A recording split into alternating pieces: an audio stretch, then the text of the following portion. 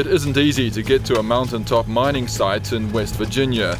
In our case, it requires the help of a four-wheel drive and a keen conservationist. Let's get out and venture off. What we're gonna do, we're gonna walk down this road and go around the corner here, and you're gonna be blown away. Really? Yes. Ben Webb is right. It is an awesome sight, and not one he likes. How do you feel when you see something like this?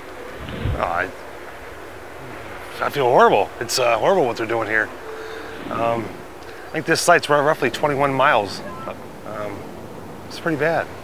Mountaintop mining accounts for about 40% of all the coal mining in West Virginia. It's a form of surface mining that accesses shallow coal seams, one the coal industry sees as essential. We're able to recover the full coal seam in the top of the hills because you can't underground mine them. They're too thin. You can't hold a top. You can't have a bottom. You can't have a safe environment for an underground mine in these upper coal seams. But activists say mountaintop mining is creating anything but a safe environment.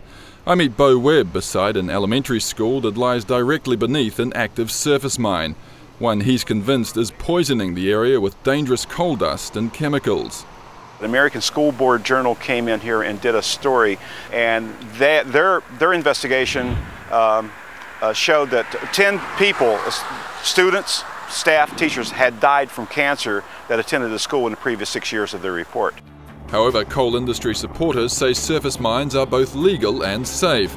And while they admit active sites aren't pretty, they point out that companies are required by law to eventually restore mountains to either their approximate original contour, or in a state where naturally flat land is rare, leveled off to encourage development, like at this former site.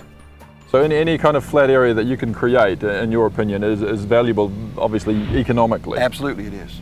Absolutely. It allows us to keep our children at home and employ them here. We don't have to leave home. Of all of the land that's been flattened in West Virginia, only about 3% of it has had any reclamation. It's not being used for anything. They're not improving it in any way. In fact, environmentalists say mountaintop mining is nothing more than a cheap way to access coal by blowing the tops off mountains and filling in adjoining valleys with leftover waste that chokes off streams, pollutes rivers, and tarnishes water supplies. First of all, it's not waste. It's the natural rock and dirt that is out in the ground above the coal. It's not waste at all, and you know, I take offense to people using that term because it's completely inaccurate. It turns everything orange, like rust. The only thing I could clean it off with my bathtub and commodes and things with was an acid cleaner, acid-based cleaner. Every drop of water that leaves the site has to be treated in a system of some sort to be sure that we meet water quality standards. For them to say that they're putting out clean water it's just a ridiculous statement. Whatever effect it's having on the environment, signs of support for a coal industry that still accounts for around 15% of West Virginia's $46.3 billion GDP aren't hard to find, largely because in what is America's second poorest state, for generations it's provided jobs for the locals. I've worked in the mines 27 years. My grandfather worked in the mines, and my dad worked in the mines, and all of my uncles worked in the mines. In nearby Logan County, some see those coal jobs as crucial to the local economy. Probably touches directly 80% of the people in some fashion to a spin-off job or whatever, so it's critical to us. Most coal miners earn over $60,000 a year, more than double the state's average salary. These guys, in order to make $60,000 a year, they're working an awful lot of overtime. Surface mining in West Virginia directly provides around 6,000 jobs.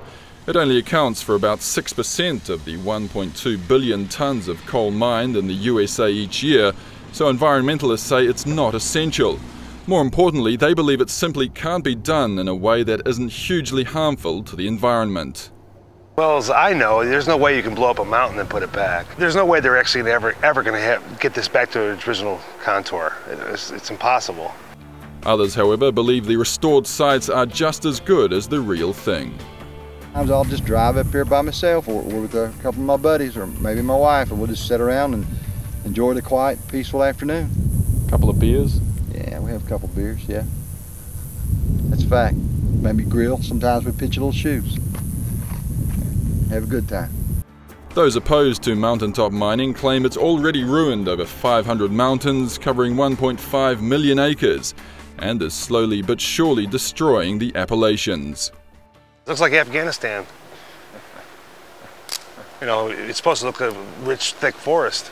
If they do away with mining and coal, West Virginia is going down. It can't survive. They don't offer any alternatives to it. They say do it underground. You can't mine that coal underground. So it's not they give you easy answers and they walk away.